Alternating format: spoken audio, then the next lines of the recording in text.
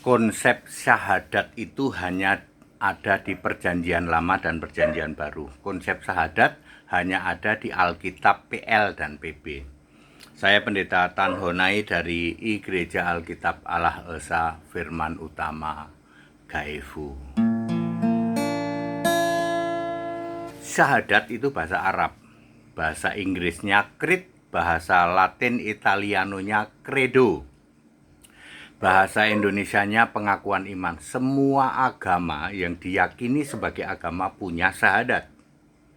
Syahadatnya beda-beda. Syahadatnya macam-macam. Di dunia ini ada 4.300 agama, maka ada 4.300 pengakuan iman. Ada 4.300 credo, ada 4.300 creed, ada 4.300 syahadat.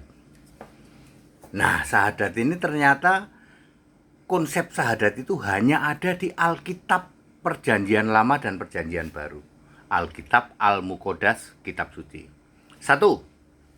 Harus untuk Tuhan dan Allah.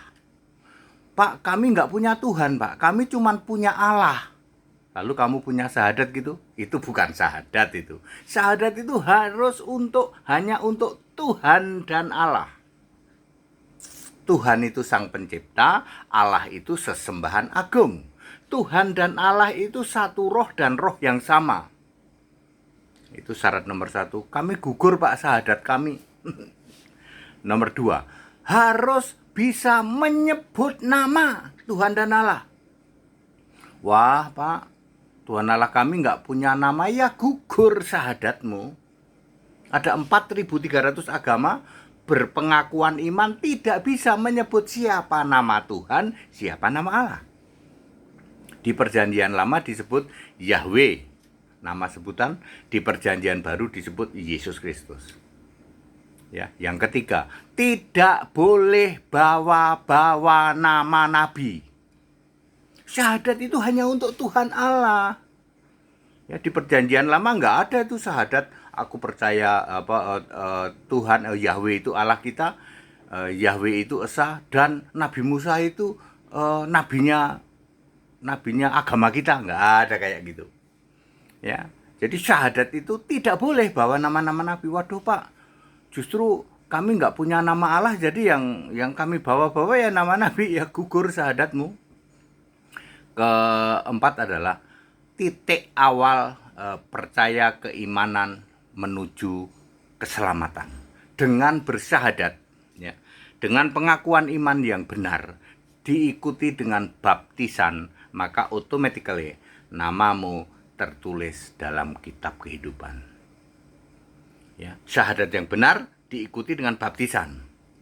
Ya, titik awal menuju keselamatan, namamu tertulis dalam kitab kehidupan. Yang kelima, harus didukung dengan dalil.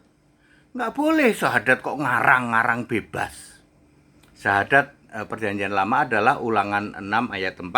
Dengarlah hai Israel, ya, Yahweh Tuhan, ya, Allah kita, Tuhan itu Esa. Syahadat Perjanjian Baru, Markus 12 ayat 29, 1 Korintus 8 ayat 6, hanya ada satu Tuhan Allah yaitu Yesus. Yudas 1 ayat 25, Roma 16 ayat 27. Ya, itu syahadat harus didukung dalil.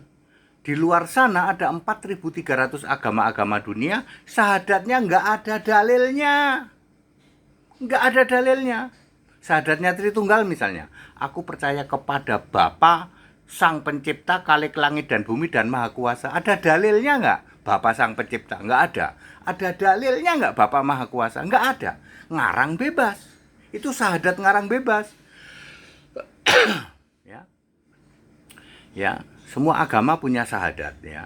Tapi ya sayangnya ngarang bebas semua. Nggak ada dalilnya, nggak bisa sebut nama Tuhan Allah, malah sebut nama nabi dan seterusnya.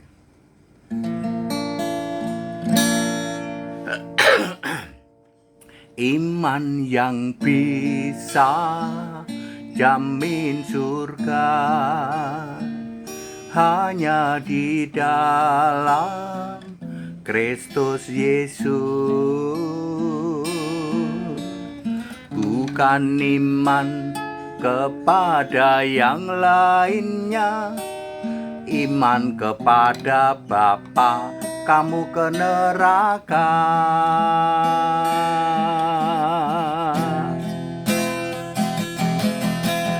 Allah yang benar, hidup yang kekal, hanya ada di satu nama, Yesus Kristus lah Tuhan dan Allah. Tiada yang bisa sisa jamin surga.